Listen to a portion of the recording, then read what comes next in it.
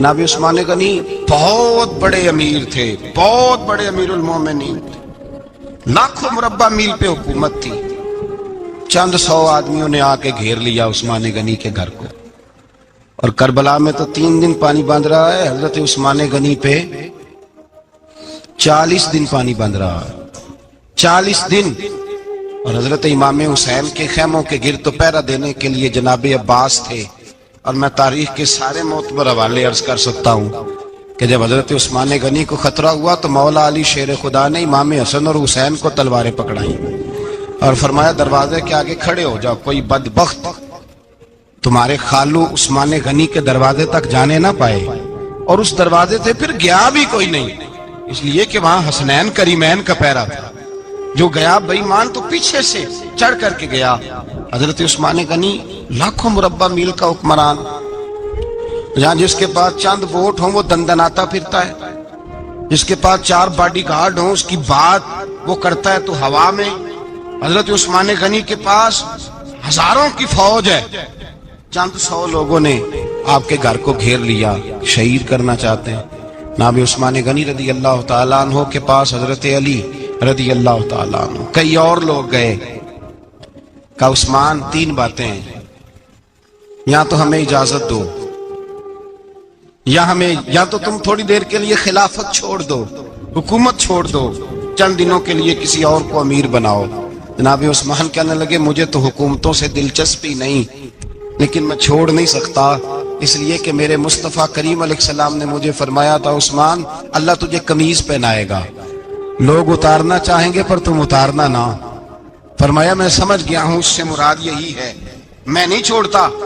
کہا عثمان پھر اس طرح کریں، ہمیں اجازت دیں، یہ چند 100 لوگ ہیں، ہماری تلواریں چند منٹ میں فیصلہ کر دیں گی۔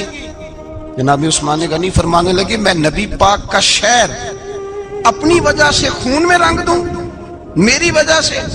نبی پاک علیہ السلام نے فرمایا تھا ایک مینڈا ہوگا، بکرا، جس کی وجہ سے میرے مدینے کی گلیوں میں خون بہے گا، میں وہ بکرا نہیں بننا چاہتا۔ فرمایا میں نہیں چاہتا میری وجہ سے خون بہے اور حضور کے مدینے میں بدامنی ہو۔ عثمان کی جان جاتی ہے تو جائے، پر نبی پاک کے مدینے میں شور نہیں ہونا چاہیے۔ اے پائے نظر ہوش میں آ، یہ کوہ نبی ہے، آنکھوں سے بھی چلنا یہاں بے ادبی ہے۔ تو کہا عثمان پھر اس طرح کرو، کچھ دنوں کے لیے مکے چلے جاؤ۔ میری بات کی سمجھ آ رہی؟ کچھ دنوں کے لیے مکے چلے جاؤ۔ تو جناب عثمان نے داڑھی پکڑ لی، کہنے لگے دیکھ رہے ہو ساری سفید ہو گئی ہے، میں نبی پاک کا شہر چھوڑ کے نہیں جانا چاہتا، میں رسول اللہ کے مدینے میں مرنا چاہتا ہوں، میں نہیں چھوڑوں گا حضور کا شہر۔ یہ انداز ہے جناب عثمان غنی۔ بڑا ستایا گیا حضرت عثمان غنی کو، پراپوگنڈے کیے گئے، آپ کے خلاف مہم چلی، عبداللہ ابن سبا نے بڑی مہم جوئی کی آپ کے خلاف، یہودیوں نے مسلمانوں کا روپ دھار کر بڑا آپ کو ستایا، تکلیفیں دی۔ جی آپ اپنے رشتہ داروں کو بڑا دیتے ہیں، فرمایا کرتے تھے جیب سے دیتا ہوں، مال خزانہ سے نہیں دیتا۔ حضرت عثمان غنی رضی اللہ تعالیٰ عنہ کو بڑا ستایا گیا۔ یہ وہ واحد ہستی ہے حضرت عثمان غنی، انہوں نے شہادت قبول کر لی لیکن تلوار نہیں چلنے دی، لوگوں کو ایک دوسرے کے گلے نہیں کاٹنے دی۔ وہ شخصیت ہے حضرت عثمان غنی کی، لیکن بڑا ستایا گیا، بڑا پراپوگنڈا۔ مجھے بتائیے اس کے بارے میں اللہ قرآن کی آیتیں نازل کر دے، اور جس کے بارے میں مصطفیٰ کریم ایک بار نہیں تین بار جنت کی بشارت عطا کر دے، کوئی بندہ ہمیں تاریخ بتائے، حوالے دے، کہانیاں سنائے، تو ہم اس کی کہانیاں دیکھیں گے یا نبی پاک کا فرمان دیکھیں گے؟ بولیں، جا کے بولیں، جا کے۔ کسی کہانی پر کبھی بھی کان، بس ایک حدیث میں نے بڑی دفعہ سنائی ہے، پھر سناتا ہوں، ترمذی میں ہے، نبی پاک جنازگاہ تک گئے جنازہ پڑھنے، یا رسول اللہ فلاں آدمی انتقال کر گیا، جنازگاہ تک تشریف لے گئے جنازہ پڑھانے، لیکن جنازگاہ تک پہنچ کر محبوب نے فرمایا اس کا جنازہ نہیں پڑھانا۔ یا رسول اللہ کیوں؟ فرمایا اس لیے کہ یہ عثمان غنی سے بغض رکھتا تھا۔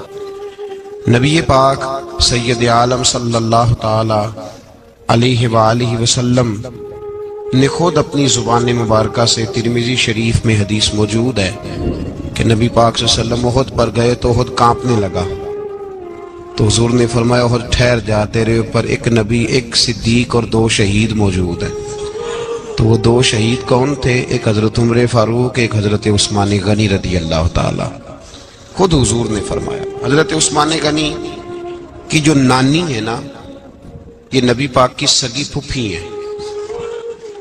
حضرت عثمان غنی رضی اللہ تعالیٰ عنہ کی جو نانی ہیں وہ حضور کی سگی پھپھی ہیں۔ یہ چوتھی پانچویں نسل میں جا کے اللہ کے رسول صلی اللہ علیہ وسلم کا خاندان ہی بنتا ہے۔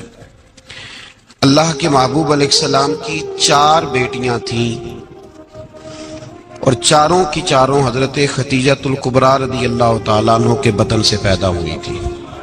4 بیٹیاں۔